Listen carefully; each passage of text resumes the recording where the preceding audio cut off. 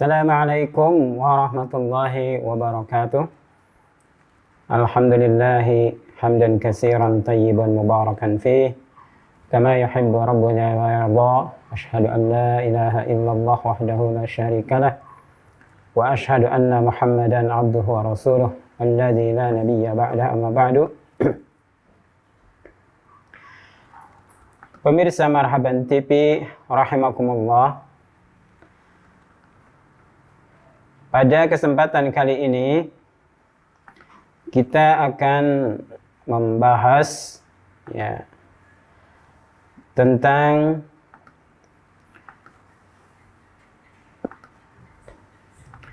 salah satu acara dalam pernikahan,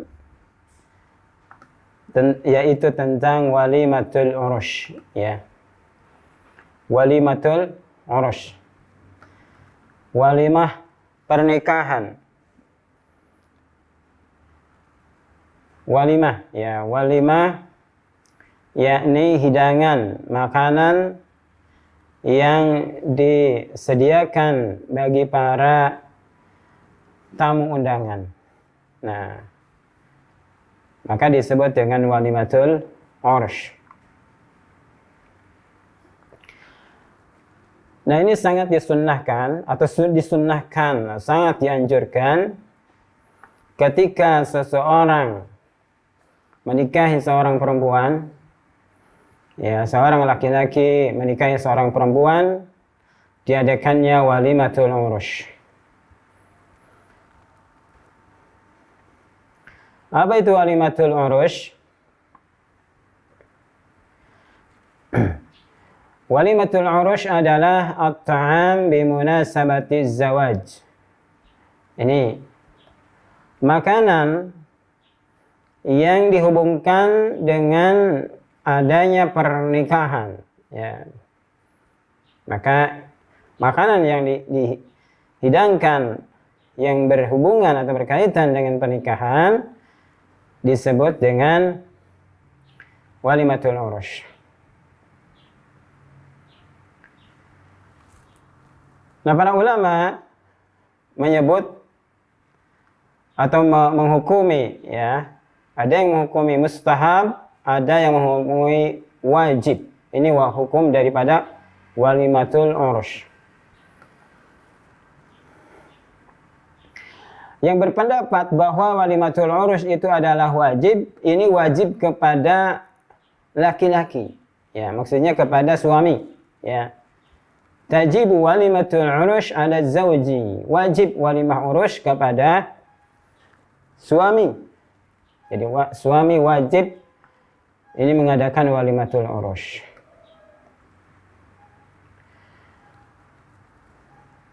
Tetapi disunnahkan kapan? Kepada suami, pasangan suami istri, hukumnya adalah mengadakan walimatul urush. Ada yang menghukumi wajib tadi, ada yang menghukumi mustahab.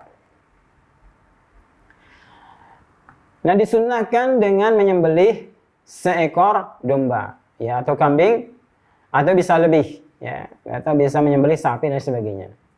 Ini disesuaikan dengan keluasan atau kesempitan rezeki, disesuaikan dengan keadaan atau jumlah orang-orang yang diundang.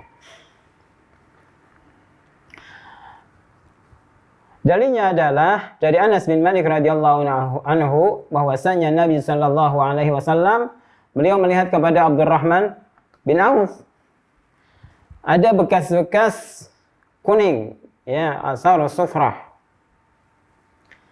yaitu bekas dandanan pengantin. Maka Nabi bertanya, "Mahadza, apa ini?" Kata Abdurrahman bin Auf, "Ya Rasulullah, inni tazawwajtu imra'atan ala wazni watin min dhahab."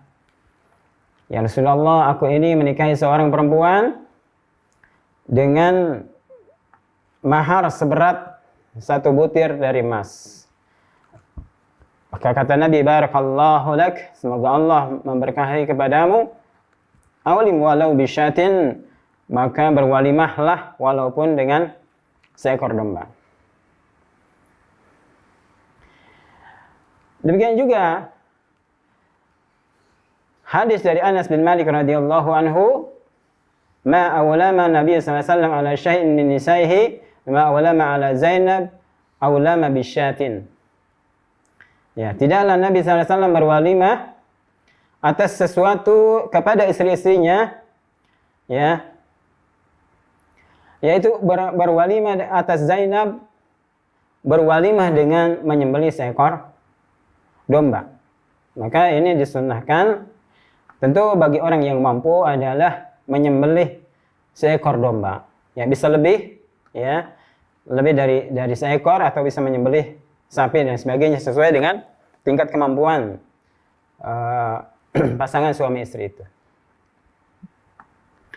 Nah, ini hikmah daripada walimah ini, walimatul urush ini adalah untuk i'lanun linikah, untuk mengabarkan, ya, menyatakan pernikahan ke seluruh penduduk, ya. Juga untuk menggembirakan kepada pasangan suami istri, ya. Juga untuk menggembirakan kepada kaum kerabat, kepada keluarga, ya, kepada dari penduduk-penduduk sekitar. Juga sebagai penghormatan kepada para tamu undangan yang diundang untuk menghadiri akad pernikahan suami tersebut, ya. Juga untuk, ya, meminta doa para hadirin, kebaikan dan keberkahan kepada para pasangan tersebut. Nah, ini hikmah diadakannya walimatul urush.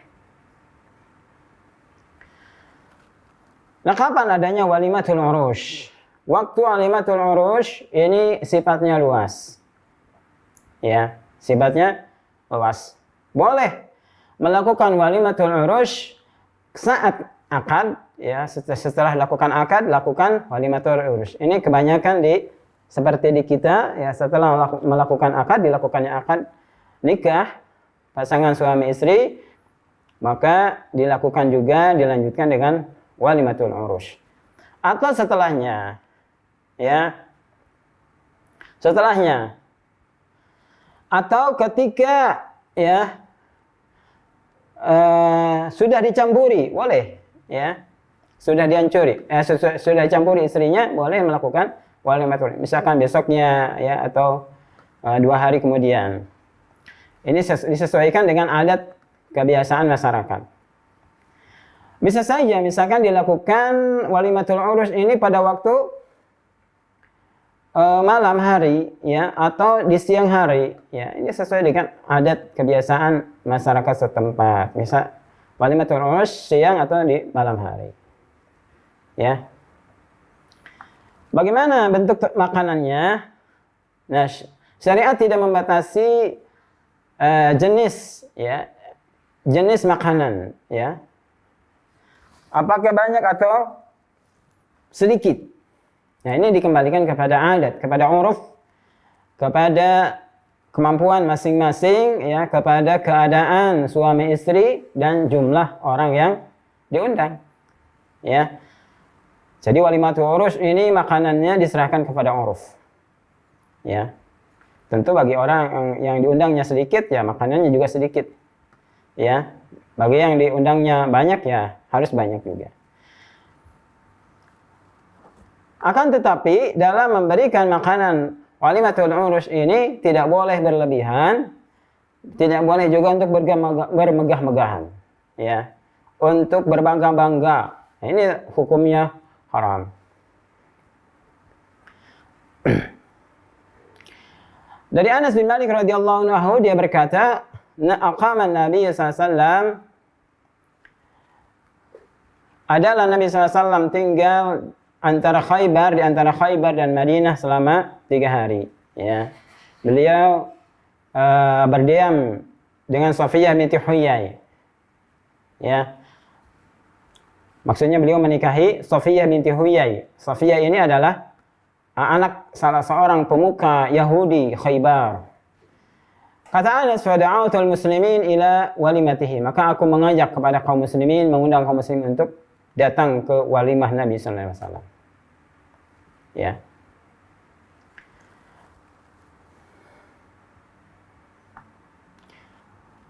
Dan riwayat lain dari Anas bin Malik bahwasanya Nabi sallam a'taqa Safiyyah wa tazawwajaha. Beliau membebaskan Safiyyah binti Huyai lalu menikahinya, wa ja'ala itqaha sadaqaha.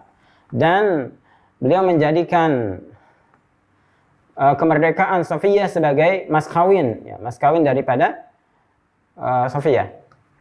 Wa awlama 'alaiha bihabshin, dan beliau berwalimah ya untuk mendatangi undangan walimah tersebut. Ya, maka ini menunjukkan ini wajib. Sebagaimana hadis yang diriwayatkan oleh Imam Bukhari dan Muslim dari Abu Hurairah radhiyallahu anhu sebagaimana yang telah saya sebutkan tersebut. Juga dari hadis dari Abdullah bin Umar, "Iza du'iya ahadukum ilal walimah falyatiha." Siapa saja di antara kalian yang diundang untuk mendatangi walimah, hendaklah dia mendatanginya. Muttafaqun alaih. Hadis ini sahih dari Imam Bukhari dan Muslim.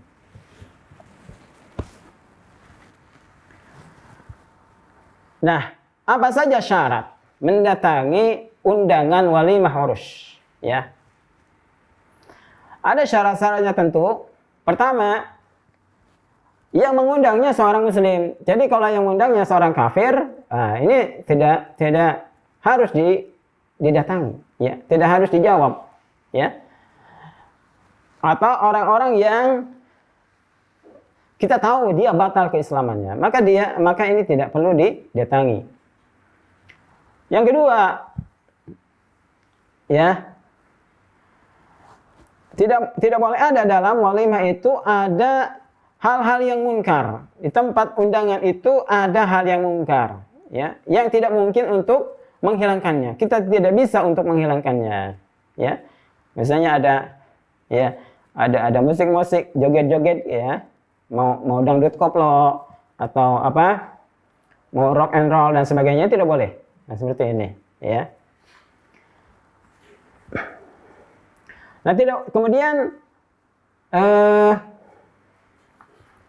syarat yang ketiga, bahwa tidak boleh, ya, makanan walimah tersebut dihasilkan dari yang haram, ya, atau haram secara zatnya seperti khamar, ada daging babi, tidak boleh kita mendaganginya. Kemudian tidak mengandung undangan tersebut menggugurkan hal yang wajib atau menggugurkan hal yang lebih wajib. Ya, misalnya seorang yang diundang tapi orang yang diundang tersebut harus misalnya menghadiri pemakaman keluarganya, ya. Nah, ini tidak perlu mendatangi, ya. Atau harus usaha yang dia sangat wajib untuk melakukan usaha untuk keluarganya, maka ini tidak wajib untuk mendatanginya.